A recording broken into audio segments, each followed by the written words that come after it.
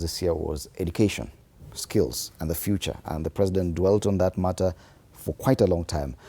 Specifically, the northern part of Kenya has had problems with the fewer teachers, and many teachers not willing to go teach from that end. And to that, the president said they've opened enough TTCs in that region, including Garissa and others in Wajir, to train teachers, and so far 1,800 local teachers from the 3 counties have been employed, and over 4,600 others are currently in training.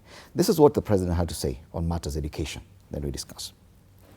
This administration, my administration, has deliberately invested in northern Kenya and historically marginalized regions of our republic. Of all the investments, ladies and gentlemen, we are making in northern Kenya, none is more important than education, which is also the theme of this year's Madaraka: education, skills, and the future. Of all the tools a nation possesses, education is the most potent. It is the bridge between promise and possibility, between poverty and prosperity, and between exclusion and belonging. Unlike in 1963, the next frontier of Kenya's liberation will not be fought on conventional battlefields.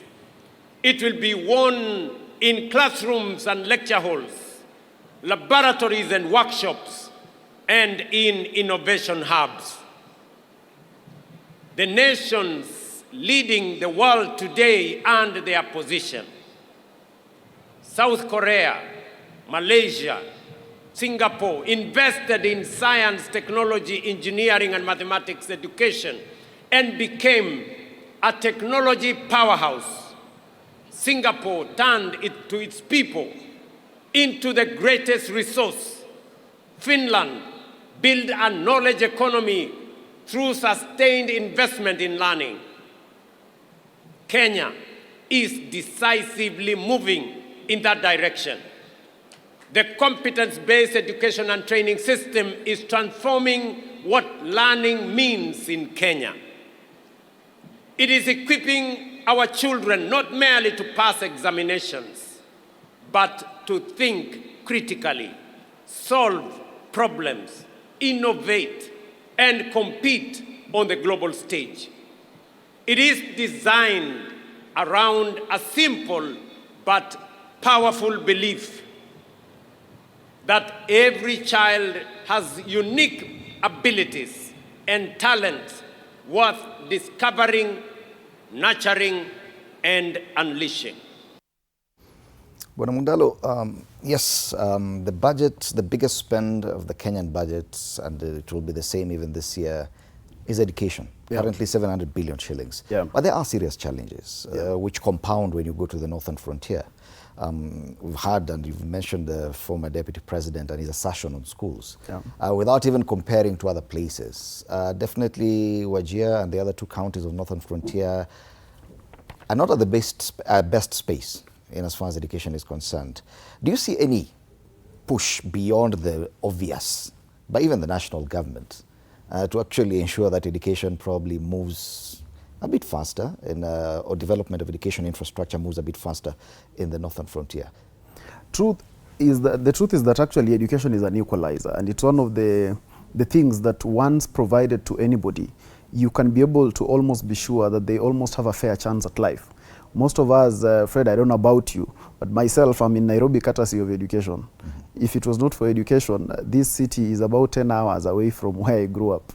And there was no other way of really being here. So education, in truth, is actually an equalizer.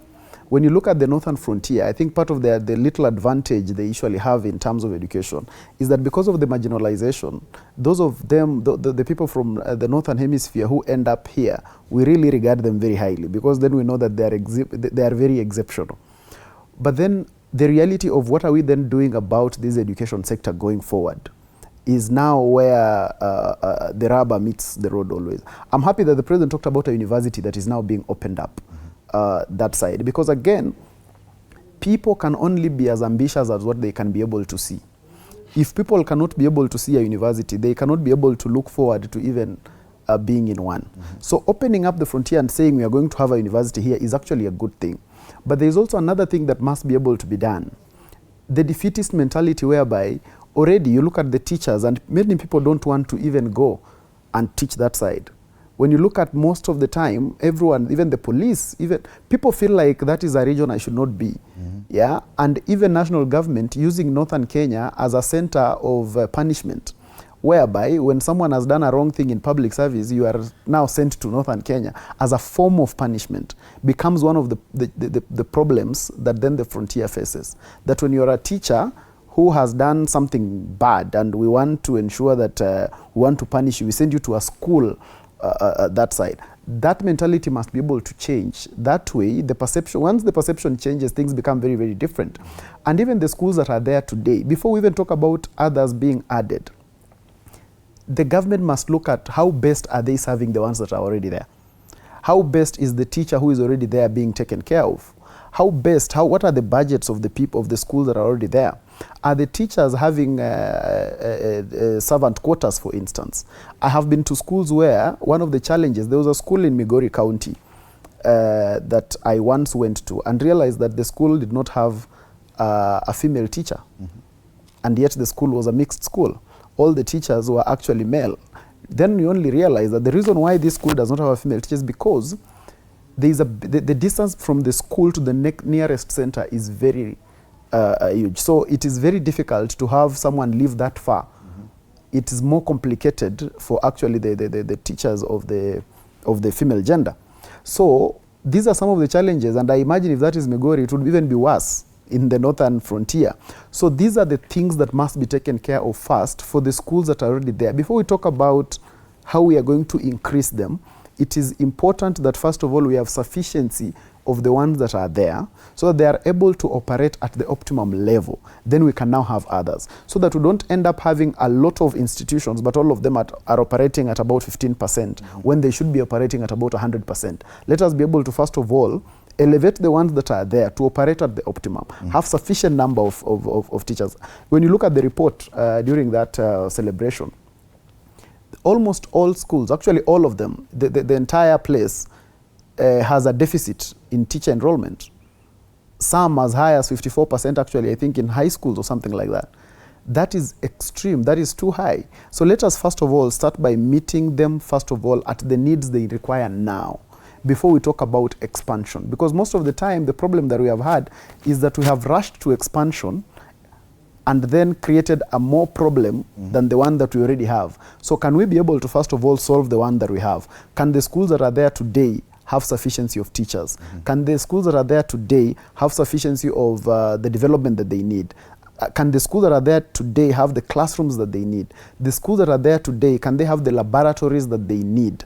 Then after we have been able to be done with those ones, now we can be able to expand. Right. Yeah. And it's interesting that even the president noted that part of the conversation they've had on teacher shortage is to educate more local teachers. Yeah. But do you believe that for a county that wants to assimilate with others, that is the best solution?